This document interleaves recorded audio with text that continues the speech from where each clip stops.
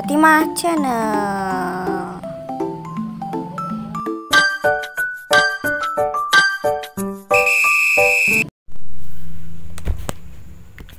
Hai, pada video kali ini kita akan membahas tentang 10 soal pada 10 soal tentang titik dalam ruang, proyeksi titik, jarak antara dua titik, koordinat tabung dan bola, persamaan bidang datar, persamaan normal HC, dan kedudukan dua buah bidang.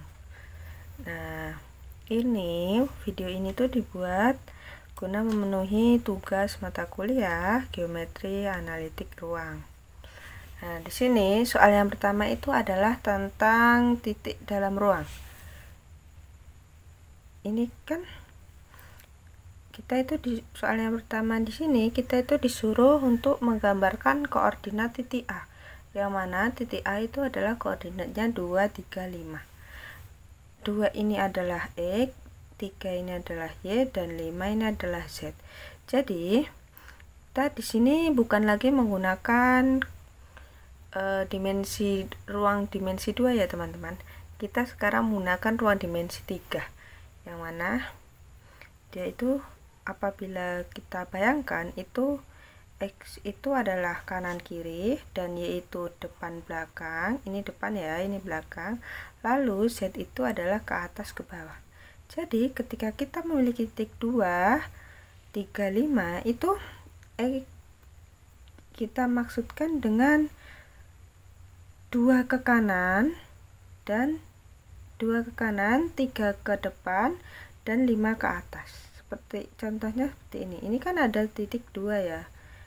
Di sini 2-nya, dan di sini karena ini Y ya, dia jadi di sini 3. Lalu kita tarik garis dari garis X menuju ke garis Y ya, di sini. Jadi mereka ketemunya di sini ya. Jadi garisnya itu ditariknya sejajar dengan ini, dan yang sebelah ini sejajar dengan ini. Tarik. Nah, lalu kita tarik ke atas sebanyak 5 garis. Nah, ini kenapa enggak di sini? Itu karena kita itu mengikuti dengan panjang ini. Panjang garis Z-nya. Ini kan 5 ya, 5 kan sampai sini panjangnya segini. Nah, apabila kita pindahkan ke sini, itu tingginya sama. Ini tuh maksudnya kayak bidang ini ya teman-teman, yang ini bidang XY ini itu tuh dia tiduran. Nah, lalu ada garis Z ini, bukan garis Z ya, ini itu adalah tingginya, maksudnya seperti itu. Jadi tinggi ini kan 5, jadi panjangnya itu juga menentukan harus sama dengan ini ketika kita gambarkan. Nah, kalau seumpamanya di sini ya, di sini Z-nya. Nah, lalu tapi panjangnya 5. Jadi kita enggak sepanjang 5 ini, tapi kita sepanjang dari titik 0 ke 5. Dari sini ke sini gitu contohnya. Nah, karena ini di bawah, jadi dari sini ke sini. Ini di sini itu adalah nolnya. Di bawah sini itu adalah nolnya. Seperti itu, teman-teman. Nah, pembahasan soal yang selanjutnya adalah soal yang nomor 2. Tentukan proyeksi titik P, 4, 2, dan 6 pada bidang X, O, Y. Nah, jawabannya proyeksi P ke X, O, Y itu akan menjadi P, X, Y, 0. Maka di sini kan kita punya titik P itu adalah 4,2,6. Nah, apabila kita mau proyeksikan ke X, O, Y itu menjadi X, Y, 0. Jadi di sini Z-nya itu adalah 0. Yang tadinya 6 itu berubah jadi 0. Maka menjadi proyeksi P ke X, O, Y itu adalah 4,2,5. Selanjutnya nomor 3, tentukan proyeksi titik Q, yaitu 3, min 2,7 pada sumbu X. Nah, proyeksi Q ke sumbu X itu adalah menjadi X, 0,0. Nah, jadi di sini min 2 sama 7 ini kita jadikan 0. Jadi yang tetap itu adalah X-nya. Maka proyeksi Q ke sumbu X adalah 3,0,0. Selanjutnya nomor 4, hitung jarak antara titik A yaitu 2, 3, dan 1 dan jarak dengan titik B yaitu 5, 7, 4. Nah, rumus jarak antara dua titik itu rumusnya adalah akar X kuadrat dikurang X2 dikurang X1 kuadrat itu ditambah Y2 dikurang Y1 kuadrat lalu ditambah lagi dengan Z2 dikurang Z1 kuadrat, karena dia kan berada di ruang dimensi 3 ya, maka kita menggunakan X, Y, Z. Nah, lalu kita substitusikan A dan B ini ke dalam persamaan ini, persamaan jarak dua buah titik. Maka kita memiliki X2 nya itu 5 dikurang 2, 5 kurang 2 kuadrat ditambah 7 dikurang 3 kuadrat ditambah 4 kurang 1 kuadrat, lalu kita operasikan maka ketemu hasilnya itu 3 kuadrat ditambah 4 kuadrat tambah 3 kuadrat. Nah, ini kita operasikan menjadi akar 34 ya. Ini yang tadi jangan dikuadratkan, itu kita kuadratkan maka menjadi ini. Nah, lalu ini kita operasikan, kita jumlahkan, maka hasilnya adalah akar 34. Jadi jarak antara titik A dan B itu adalah akar 34. Selanjutnya adalah soal nomor 5.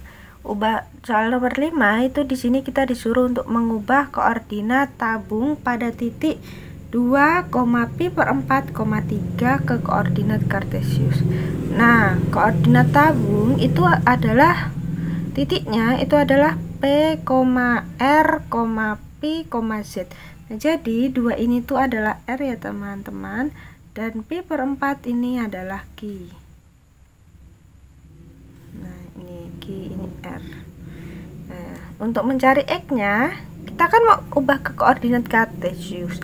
Jadi di sini kita itu memerlukan X dan Y kan ya. Nah, jadi untuk mencari X-nya itu adalah menggunakan rumus R cos theta, dan untuk mencari Y itu adalah R sin theta, dan untuk Z itu tetap ya, karena baik di koordinat tabung ataupun kartesius Z-nya itu sama aja, nggak berubah. Nah, lalu di sini kita akan cari X-nya. X di sini kan tadi R cos theta, R-nya itu kan ini ya, 2 ya. Nah, lalu kita substitusikan 2 cos theta-nya itu adalah pi per 4, pi per 4. Nah, pi per 4 ini nih kita bisa cari nih, pi per 4 ini sudut apa? Pi itu kan sama aja 180. Maka ini 180 dikurang 4, hasilnya adalah 45. Jadi pi per 4 itu sama aja dengan 45 derajat. Makanya kita turunkan 2 cos 45 derajat.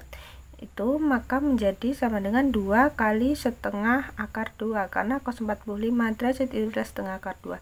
Lalu kita operasikan, kita kalikan, maka ketemu hasilnya yaitu akar 2. Nah, lalu yang C itu adalah 2 sin theta. Yang Y itu kita mencari dengan 2 sin theta. Kita substitusikan R-nya dan theta-nya, maka ketemulah 2 sin 45 derajat ya. Ini tadi kita 180, ini kita bagi 4, maka menjadi 45 derajat. Nah, sin 45 derajat itu sama aja setengah akar 2. Nah, setengah akar 2 itu tadi kita operasikan dengan 2, maka ketemu hasilnya yaitu akar 2. Nah, karena Z itu tetap Z, maka Z-nya adalah 3. Jadi koordinat kartesius P itu adalah akar 2, akar 2, 3. Selanjutnya adalah soal nomor 6. soal nomor 6 itu kita disuruh untuk mengubah koordinat bola pada titik 4, pi per 3, pi per 6 ke koordinat kartesius.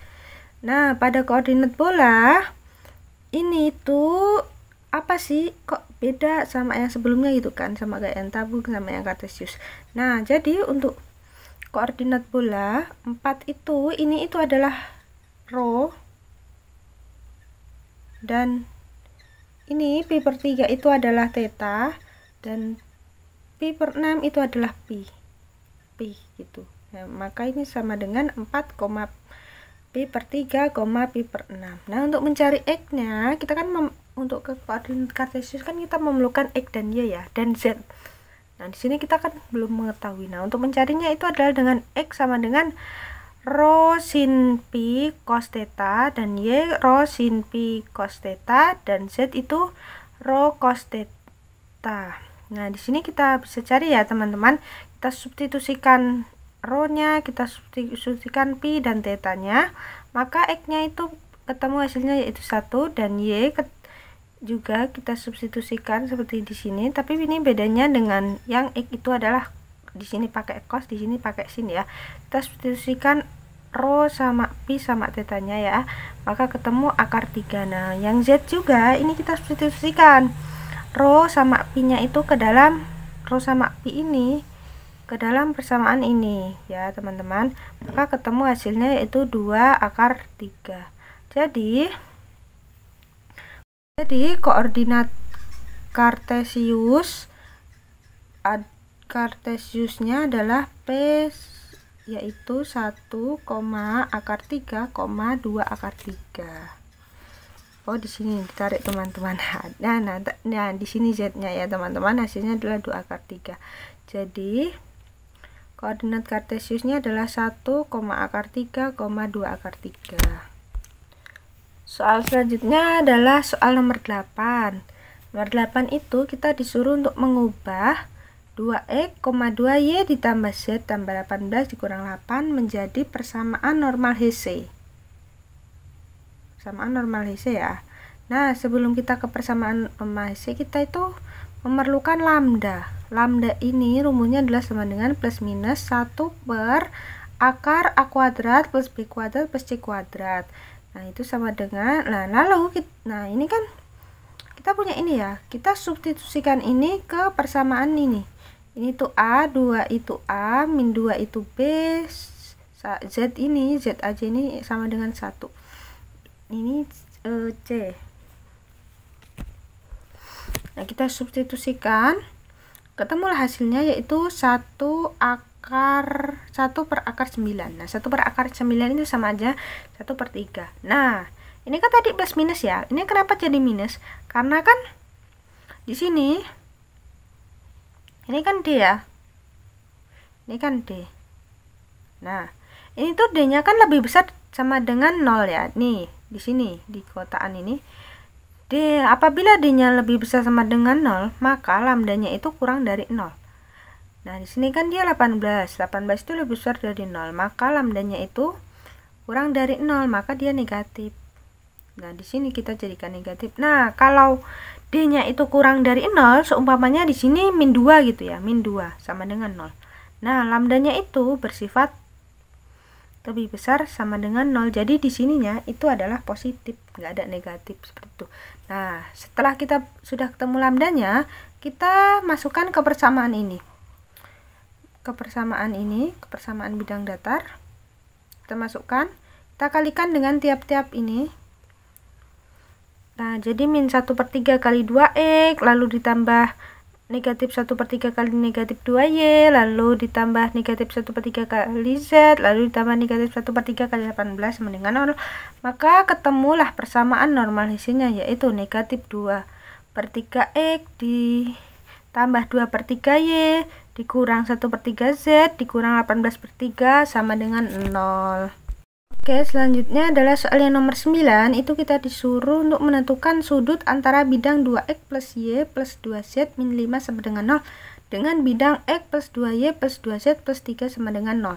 Nah, di sini kita mempunyai rumus untuk mencari sudut antara dua bidang, yaitu cos theta sama dengan A1 kali A2 plus B1 kali B2 plus C1 kali C2 per akar A1 kuadrat plus B1 kuadrat plus C1 kuadrat dikali akar A2 kuadrat B2 kuadrat plus C2 kuadrat. Nah, di sini kita substitusikan ya teman-teman. Di sini A1-nya itu 2, kita substitusikan ini ke dalam persamaan ini, maka ketemulah hasilnya yaitu 8/9.